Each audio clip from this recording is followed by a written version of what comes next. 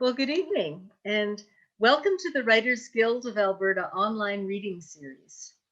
Tonight we're in Calgary, and in the spirit of reconciliation, we acknowledge that we live, work, and play on the traditional territories of the Blackfoot Confederacy, the Tsuut'ina, the Stoney Nakoda Nation, the Métis Nation, and all people who make their home in Treaty 7 region of southern Alberta. My name is Susan Calder, and tonight I'm thrilled to be hosting this event with author N.L. Blandford. She will do 2 readings from her new novel and answer questions about her book and her writing. I invite those of you who are listening to this live presentation to ask any questions you want on chat. Now, N.L. Blandford has entered the literary world with her debut novel, The Perilous Road to Her. Her poetry was first published when she was 13, and recently her drabble, titled Love of a Lifetime, won the Arlene Dwayne Hemingway Unconditional Love Drabble Challenge. She resides in Calgary, Alberta, where she has built a life of dream exploration with her husband, mild-mannered dog Watson, and stubborn but lovable cat, Sebastian. Well, thank you, and great to meet you in person, Natasha.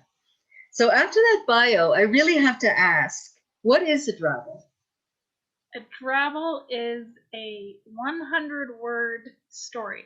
No, not 99, not 101, exactly 100 words.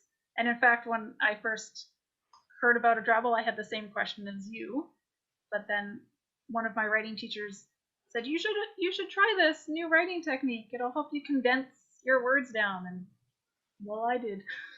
I think so. Like, it would be a good writing challenge to get that precise words and look at the importance of each word. Yeah. So what prompted you then to move from 100-word stories to what? 50,000? Bit of a jump, right? 86,888 Is words. that right? It's not that yes, it's quite a leap, right? And so what made you decide you wanted to move from drabbling to noveling? Well, I always had the desire to write a book for as long as I can remember. And I decided, well, if I can write 100 words, what's thousands of words? So I just decided to do it. Okay. And what started the idea in your head of what novel that you would write? Was there anything that formed the first thought of doing one, of what you would write? The first one I attempted was a Western, so completely different than the thriller that is The Perilous Road to Her. I got more than 70,000 words written, but I couldn't figure out how to end it, so I walked away. And then I got engrossed in the world of Olivia and human trafficking and sisters and sisterly love, and I was so excited that I completely forgot about the Western and I focused on this. I think almost every author has at least one novel like that. Your practice novel, right? That you worked on. Well, we want to hear more about that because there's lots of themes and lots of things going on in your book. But I thought this could be a good time now. Maybe you could read an excerpt or a chapter from the book for us to give us a taste of it. Sure. Okay. The first one I'm going to read is chapter 5. So at this point, Olivia is the main character, and she had gotten a call from her older sister Claire, desperate for money. Claire's addicted to drugs, and it's been a month since they had a little confrontation, and she realized she hasn't seen or heard from her sister. And now, after a conversation with Claire's boyfriend, she's a little concerned at where Claire is. So this is chapter 5. The moment I got back to my car, I called Joe. I relayed what Troy had told me about Alex Strauss and told him to meet me at Strauss's house. It was 10 p.m. by the time I reached the house, and I had to restrain myself from going in before Joe showed up. Thankfully, he wasn't too long behind me. We stood on the walkway, looking at the house, both of us in our after-work sweatpants and old sweater ensembles. I saw Mrs. Norris watching us through the curtains of her front window, and I waved. Troy really said Strauss's name? Joe asked. Yep, described him right down to the scar under the left eye. And Claire knew him. It appears so. I pray she wasn't somehow involved in his death. And if she was? I nervously fixed my ponytail. I can't think about that right now. I just need to find her. No matter what happened, she cannot be in a good place right now. We broke the crime scene seal that was still on the front door and walked inside. We went room to room, trying to find something that could point to Claire having been here. We had originally identified there had been a struggle in the living room, which spilled into the kitchen where Mr. Strauss's body was found. The rest of the house had looked to have been untouched, therefore Joe and I had only done a cursory look and let the scenes of crime officers do a detailed review of the property. But now I was desperate for anything that would give me a starting point on where I could find Claire. As we were going through the master bedroom, Joe called to me from the ensuite. He was standing in the middle of a large, newly renovated shower. It was quite curious, given the state of the rest of the house. Couldn't wait until you got home to clean up, I joked, and Joe smiled. Didn't your sister use some fancy shampoo? You always complained about how the bottle cost the same amount as your monthly car payment.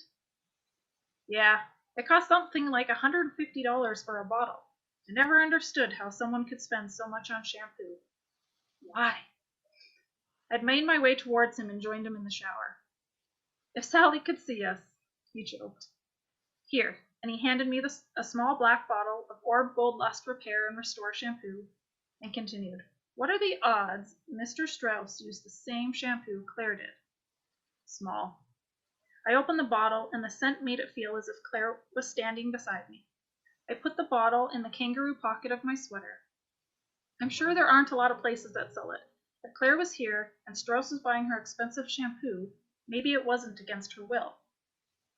As we exited the shower, I noticed something tucked behind the medicine cabinet on the wall. I gently and slowly pulled out a small piece of paper. I opened it and gasped. It was Claire's handwriting. What is it? Asked Joe.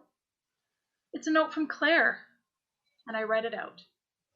Oh, if you find this, I couldn't fix things. Alex said he would help me get better, get back to who I was. But I heard him on the phone talking to someone about me, about sending me away to work. I know Alec works some girls on the side, so I'm scared that's what he meant. I tried to get away, but when I said I was going to visit you, he locked me in the bedroom and boarded up the window. He said you would only make my problems worse, and that tomorrow I would start new. I don't know what is going to happen to me. I'm so scared, Oh. I don't know why I think you will find this, but if you do, please help me. I will do anything you want. Go to rehab, move away. Maybe we'll finally get a house on a beach somewhere. Please just come get me. Love, C. Silence filled the room after my last word. Tears started to slowly run down my cheeks. She was here. Joe hugged me and then pulled out his phone. I will call the techs and get them to comb this place again. Maybe there is something else that was missed. I will get them to bag everything. Joe reached into the kangaroo pouch of my sweater, pulled out the shampoo, and put it on the counter. He went into the living room to make the call. I sat on the toilet, staring at the handwriting, and asked the universe, Claire, where are you? What have you gotten yourself into? Joe walked back into the ensuite. They will be here tomorrow. They are just finishing a multiple homicide where all hands are on deck. Tomorrow? Joe, you know the longer we wait, the less chance we have of finding her. It's already been a month. I could no longer control the tears and started to shake as years of pent-up anger and hurt poured out. Joe pulled me off the toilet, held me in his arms, and kissed the top of my head. I know. And you know the superintendent will never sign off moving the team here tonight after the scene has been sitting for a month, especially when he finds out your sister could be involved. He wouldn't want to be showing favoritism.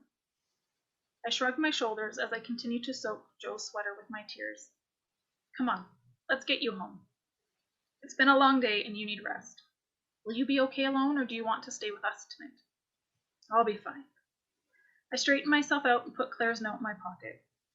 I know what your fine means, but just try and get a little bit of rest. We can go over everything again tomorrow. He looked me in the eyes. Liv, we will find her. Thank you. I really love how you draw people into the story with the personal story of this woman's quest for what's happening with her sister, and we can really feel that she really cares about her sister. You have a sister too. Do you? What does she think of the, of this? Well, she loved the book and she's raving about it, but Okay, I'm great. and she's watching right now, so this will be a Yeah. little embarrassing, but I may Yes. have made her cry with the dedication because I do love my sister and I Yeah. would go anywhere in the world to find her should I need to, which hopefully I don't ever need to, but Yeah, well, I think that comes across in the book, and I think it's a great way to draw people into this material, this dark material, with that personal story of her. And Olivia is actually a policewoman too, so she has the skills and some involvement in the case too. So she's a very realistic person to be searching for this. And you mentioned even in this chapter, there's a little hint of the human trafficking issue, which is really a big issue that the book deals with. And even in the foreword to the book, I think you call it a letter to readers, you give people a heads up that it's going to be dealing with this heavy subject. So firstly, I thought I would ask if you could explain what human trafficking is, just for any readers, anybody listening who might not know exactly what it was, because it's something we hear about, but maybe we don't even really know exactly what it means. yes. And even from some of my learning, I've learned a bunch of new things about human trafficking, but one of the things people often mistaken is that people are moved or it occurs somewhere else. So one of the biggest myths, and I do address it in my letter to the reader, is that people get kidnapped and then put trafficked somewhere or moved out of the country. But most often than not, it can be a family member or a boyfriend, or people are groomed into trusting someone who then gets them to do sexual favors for money. And it happens right here in Calgary and in Canada. I actually attended a conference recently where the corridor, not surprising, is the Trans-Canada Highway, but between Quebec, Ontario, and Calgary, they're the main hubs of the human trafficking in Canada, and then of course in Vancouver, but those three cities are the big ones. So that's been a learning for me, and I think a learning for everyone, is because everyone's like, oh, it happens in like Europe or Africa or wherever. It doesn't happen here. Mm-hmm. And that's really scary. Like just thinking about that, because that's what I would have thought. What I thought too. Like I've seen stories in Europe, and it seems women from Eastern Europe or Africa are brought in. Like that's my concept of it before reading your book, that it would be that. But to think of it happening here, and you know, somebody being just groomed, like you say, on a personal level, that's really frightening. And was there anything particularly that got you interested in the subject, apart from the fact that it struck you as important? Was there something that kind of triggered your interest? I If don't you want remember. to answer. Yeah. I don't remember exactly where it started, but I did hear a woman speak at a fraud conference for my work about her experience being trafficked in Canada, and I actually read her book. It's going to be weird to promote another book on when I'm trying to promote my own, but it's called Out of the Shadows by Tamia Nagy. So she is from Budapest, and she answered a babysitting ad, or she was told she was going to be a babysitter in Canada. She wasn't a babysitter in Canada. Mm-hmm. So Yeah. that's kind of what gave me the confidence to explore it more. And then it took me a few more years, but I eventually got the confidence to actually write it. Yes. Well, that actually answers one of my other question too, is the research that you did. So reading this book would be one thing. Was there anything else in particular, you know, that you could? Yeah. Actually, you do list sources, I think, in the book too, and at the end. Yes, I did put a bunch of resources at the back. But there's another lady, Rebecca Bender, out of the United States. Both Timea and Rebecca have an organization that supports survivors and get them resituated with life. So I took her course online. Not in my city, here in Calgary, has some great information about human trafficking. And I'm still attending conferences, even this week, online, that I'm trying to learn more about it. There's a lot of information. I'm sure there's like an endless amount to learn. Well, I noticed on your website you say that a percentage of the net proceeds of each book goes toward, how is it, to some charity that supports awareness of human trafficking or victims. And I just wanted to mention that to people. It's very generous of you to do that. Oh, thank you. Well, writing's a passion, and if I can help other people and bring awareness to the issue, that's my goal. Yeah, so perhaps the writing and the issue drive you as well. I think this would be a good time maybe for the second reading, which might have to do a bit with this this issue. Okay, so this one is chapter 13. And so the back of my book does not leave anything out. Olivia ends up getting kidnapped as well. And this is right after she has met Adam, who runs the lower level house. So in the book I have, there's different levels of trafficking. There's like really rundown house, and there's other levels. And this is her at the first house, right after she has been raped, actually. So my mind was drawn back to reality at the sound of Adam's belt being buckled up and Smith releasing my wrists. I don't know how long my mind locked itself down, but I was thankful it did. Given Smith was the one who let go of my wrists, I was confident my body was only used by one of them. I also gathered Adam enjoyed displaying his dominance in front of others and would want Smith to witness his power. Get off the desk, Adam said triumphantly. I pushed myself up and felt wet, sticky semen dripping down my leg.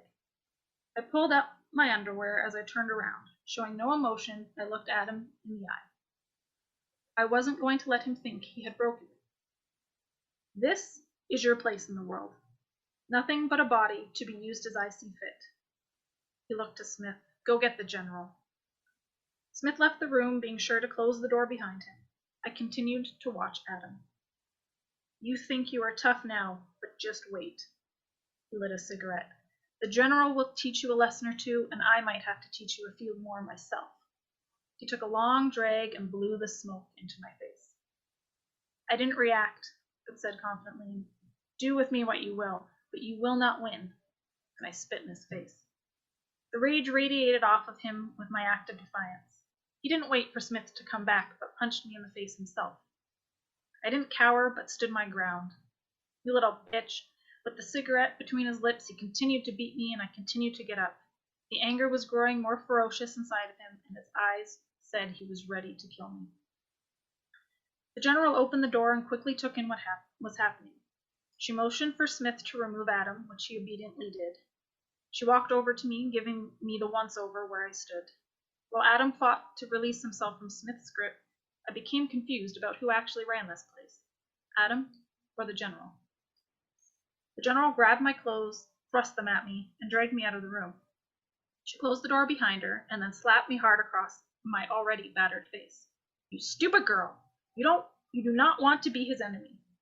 Doubt you are coming back from this. And look at you. You won't be able to make him money like this, which will make him angrier. You will be lucky to last a week here. Let's go. Once again, she yanked my arm and led me upstairs. Every inch of me hurt, and I could feel the bruises forming. It was hard to move anything, but I held my head high as I walked. I could hear Adam yelling at someone about me, presumably Smith. The women watched me walk by, clutching my clothes to shield my nakedness, and some looked at me in astonishment, others looked at me with eyes of sadness, afraid of what would become of me. I was locked back up in the room where I started. The same women passed out on their mattresses. The woman who cleaned me up was squatted on her mattress, back against the wall. They sure did a number on you. Thought I would hear you screaming down there, but not a peep. Good for you.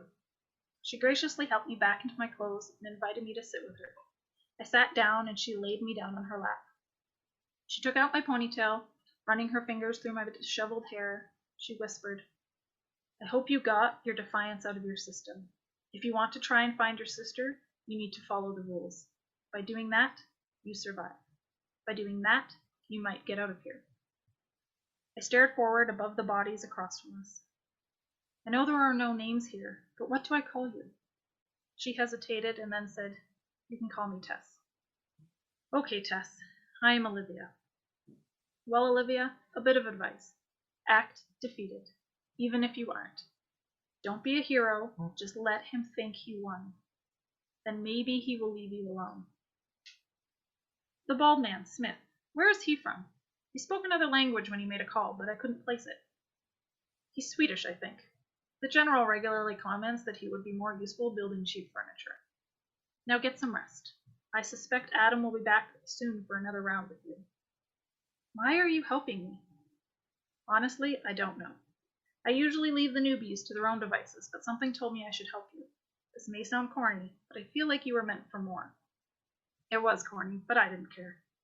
I was exhausted, and I closed my eyes and thought of Claire. Her laughing at a joke no one else found funny. Her quirky smile when she solved a particularly difficult problem. Where was she? Was she also lying on a mattress covered in bodily fluid somewhere? Or did she get out? Thank you. That's really chilling. And you you give us the hard details, which you really need to for this kind of story. This is Olivia's story. She tells the whole story to us, and she's a policewoman, as I mentioned before. How did you come up with her character? I love these questions. How do you go? I don't know. No. Let's open it. Right? I knew Olivia and Claire's name, and I knew Adam, and then we haven't met William, but he comes along later. I knew their names, and I also figured it would be easier for someone to investigate their missing sister if they were a police officer. Exactly. So that's all there was to it. Yeah. So you just thought of the names came to you before the personalities, would you say? Or I think so, yeah. And I knew the women were in their 30s, but otherwise, and one was rich and had a falling from grace. And yeah. The other one was the younger sister who had always looked up to her older sister, but otherwise, their personalities came out when I started taking. Yeah. So was your process to just write it, or did you outline it, or what was your process of writing the story? I mostly just wrote it. I think I had about 6 pages in a little tiny like moleskin notebook that had the fact that there would be different layers, like different houses that women would be kept in, and that it was in Toronto and LA, and that Adam was a particularly nasty person, and that William was nasty, but you kind of love to hate him and hate to love him. But that was about it. Okay, so you started with those kind of concepts of the characters and the situations, and then you just start to write and see where it goes. Is that, would you say that kind of sums it up? Yep. And I usually write in order, and then whatever happens. And so when you have the end of that, so you write right to the end of the first draft. You don't go back and correct as you go along. So what do you end up with? So what do you do then when you've finished the first draft? Then I'll go back on the computer, and then I'll go through it again and just kind of make sure my ideas made sense. You don't have a random sentence in there that's like, what was I talking about? Yeah. And then I will print it all off and do the deep dive edit and put sticky notes everywhere and write in margins and read it out loud to make sure it sounds like it sounds good. And yeah. Just go over it. Do you have other readers or editors to look at it? I did, yes. So, and I'm particularly, I'm very particular. So I will read it and edit it about 4 times. Yes. Before I even let anybody see it. And especially with this first one, I was so nervous given the topic and the fact that it's my first novel that I went through it a few times. I gave it to my editor. She read it, and then I gave it to the beta readers. And then I went back. Yeah. So I kind of did it backwards. Yeah. Well, no, I think that's that's pretty normal, I think, to get all your input in it first, and then other people. So this was I guess this was the first novel you finished, right? You found the ending. Yeah. So was there anything like surprised you about writing a full novel like that? One, I didn't know how it was going to end until. You didn't? No? Even I think after my editor looked at the first time, I had 2 different endings. I was like, oh, I think I'm going to end it this way. And also how much I like to kill off characters. I would run downstairs, honey, I just killed off my first character. Oh, honey, I just killed off somebody else. Oh, it's so funny. You kill off the ones you don't like, or just ones that deserve to be killed, or I'm not gonna give away any secrets. Yeah. People have to read to find out. Yeah. Well, this isn't at all a spoiler, but I really feel the ending almost, it's so intense. It's such a twist. There's like a little twist right at the end that just begs you to read the next book. So that's what I felt anyway, for sure. Yeah, But I definitely got a lot of texts.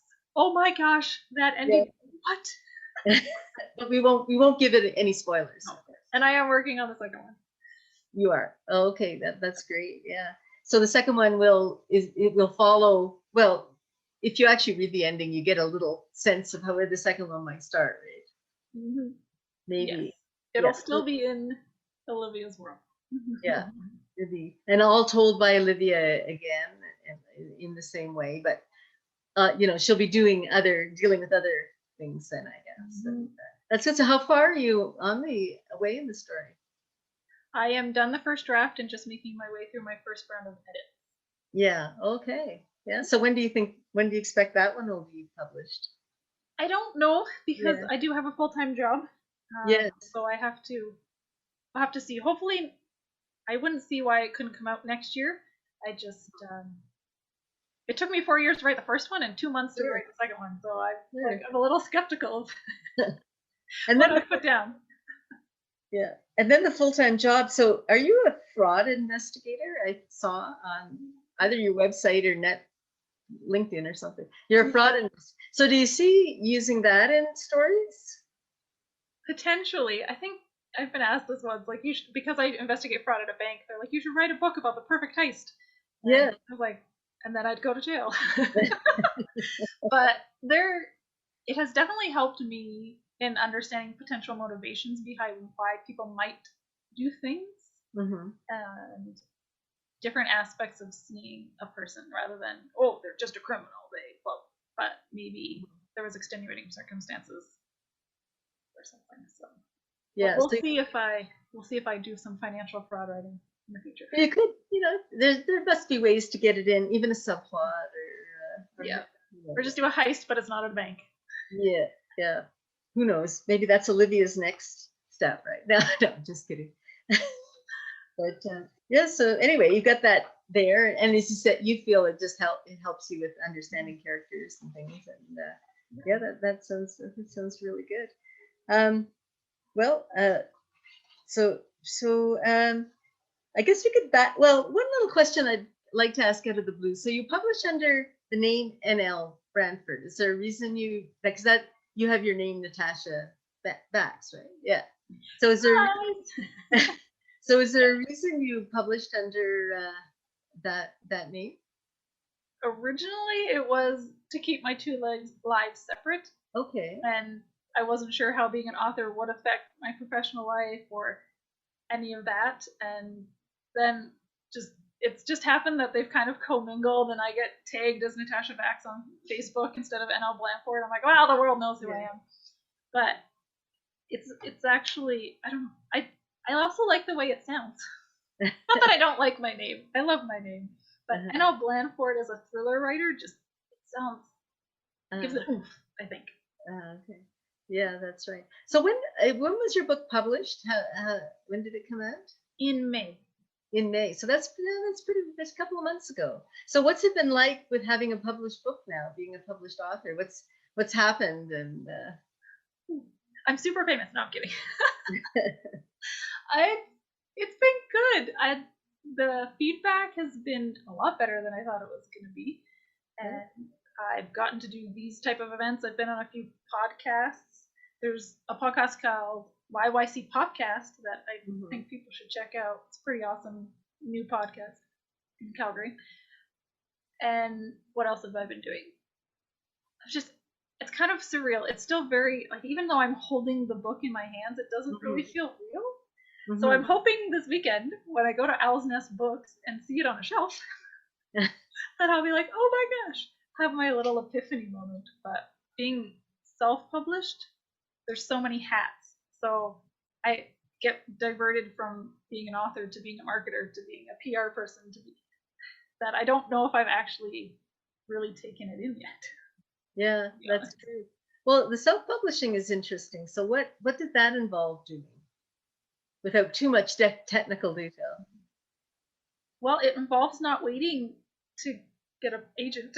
Yes. So Did that was one of the things. I didn't try and query at all. you didn't do that? Yeah. No, I wanted to do this as a bucket list item.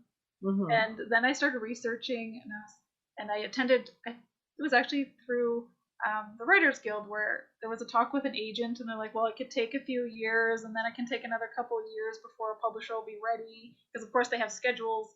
And I was like, Mm-hmm. "I could be dead in a couple of years. I don't know what's happening, especially with COVID. Nope, I'm gonna do it myself."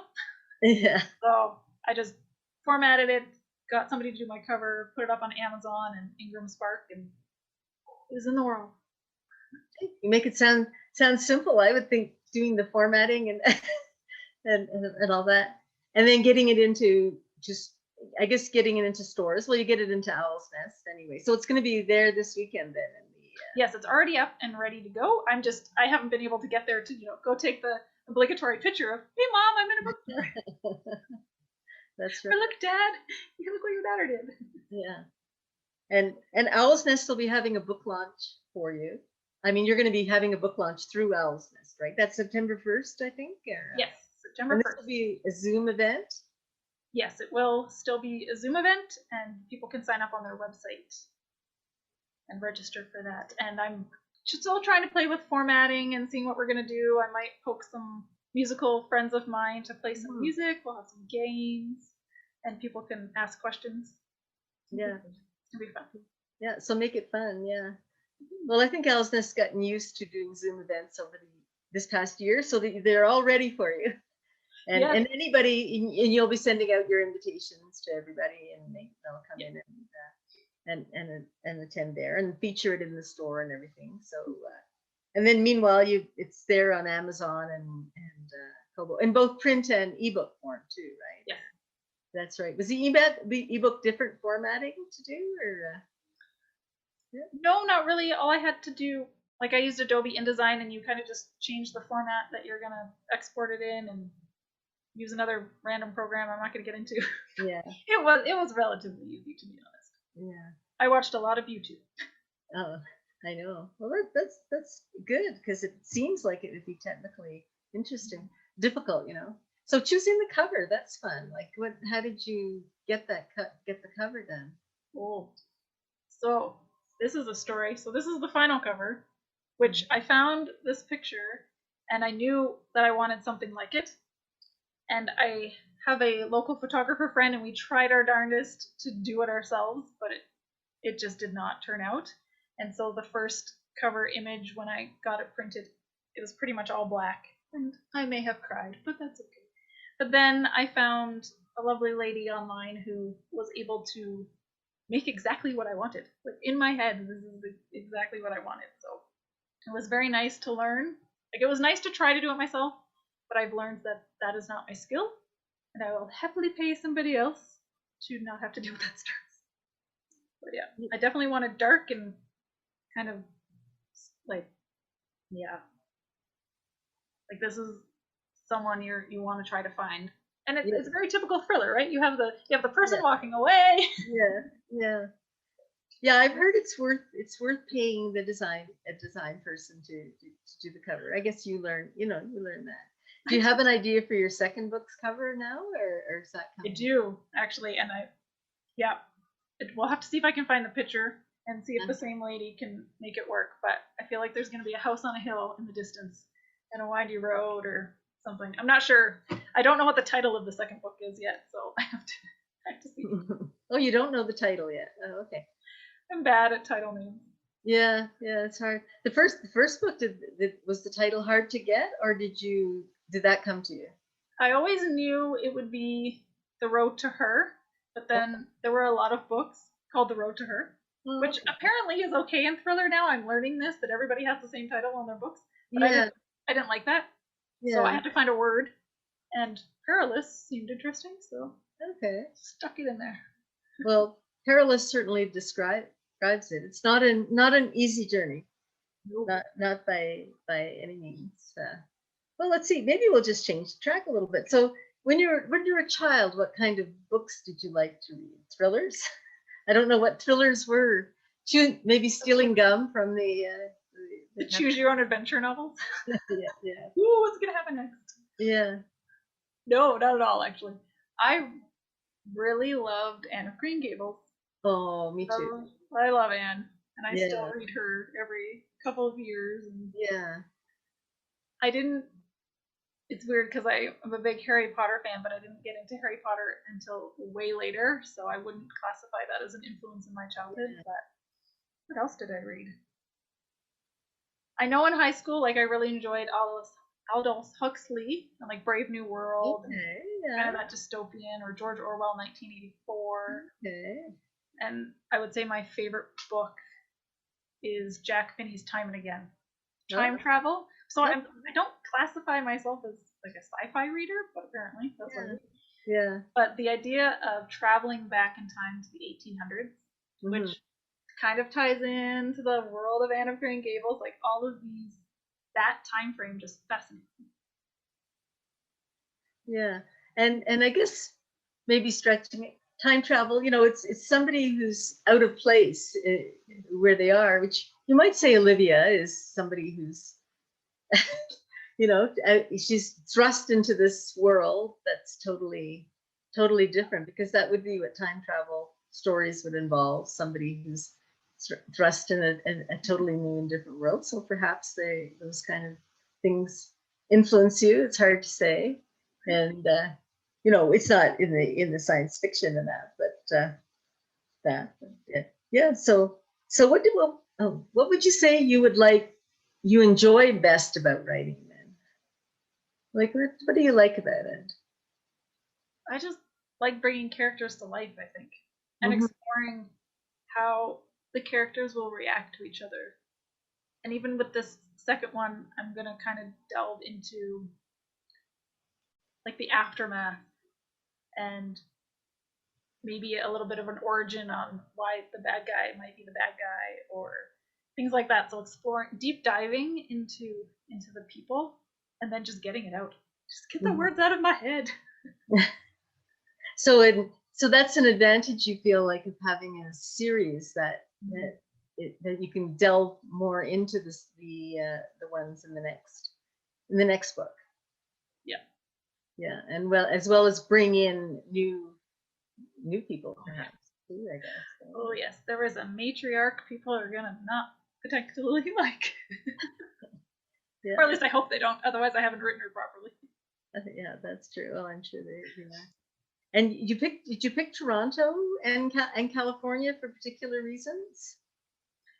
I grew up in Toronto area, Scarborough, Oshawa area, and so I kind of knew that area, and I thought readers might.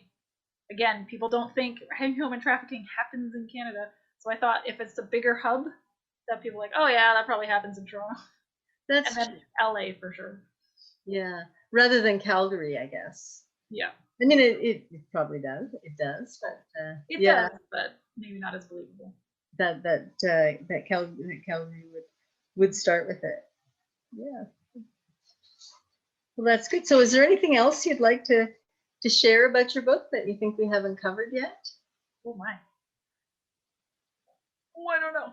I think the only thing I would add is maybe I'll just reiterate kind of the note I put in the front. So I guess people could describe it as a darker novel, and there are scenes of sexual and physical abuse. Mm-hmm. However, they are not overtly violent, or and I find that they're necessary in order to be truthful to the story of real victims. And I just want people to know that by no means do I take the subject of human trafficking lightly, and I hope that through fiction that people can become more aware of what is actually happening around us. But in the end, I also just hope that people enjoy the story and get lost in the world and fall in love with characters and get angry when characters do things you don't want them to do or things like that. In the end, I hope people just enjoy it. Mm-hmm. Well, that's great, and I'm sure they will. And do you write any other kind of work too, or are you focused, do you think, on the? I'm mostly focused on this, but sometimes poetry just pops into my head. I don't sit down to write poetry. it literally, I'll be lying in bed and I'll wake up and the words will come out, or I'll be sitting in a church pew and suddenly, whoo, here are the words. So, but I do have ideas for other genres to potentially explore in the future. Although I'm going to stick to thriller for now, but Yeah. I do have some other ideas. Well, I don't know if you want to share those, but I'm also wondering, is there going to be a third Olivia? There might be. So that's what I'm also working out, is how do I end the second book? Yeah. I could potentially do the third one. Like, I have it written and I think it will work, but that's where the feedback comes in, right? You give it to some readers. Do you think this still follows the same train? Okay. Can I pull this off? But I'm hoping. So depending on how you end it will make you feel whether you can jump off to another one. Yes. As I have it right now, I think I can do it. Well, you probably can. People, just a little comment of somebody's might just set it going. I could see that. Trilogy sounds good, doesn't it? It always does, right? And then, box it. Well, it sounds like you've got lots of work ahead of you, and you could,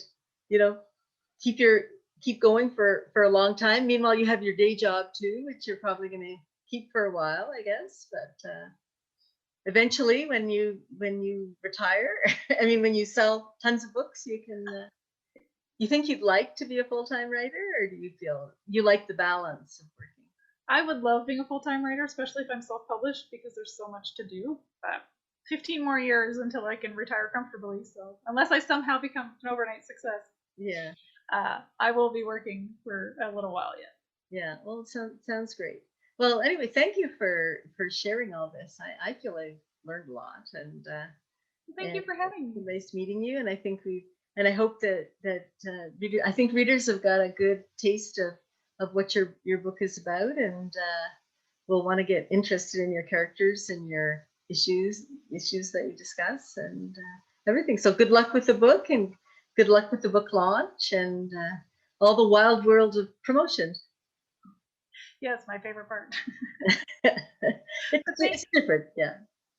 Well, thank you for having me, and to the Writers Guild of Alberta, I appreciate this opportunity. So thank you. Okay, thank you. Well, good evening, everybody. Hi, guys. Thanks for joining.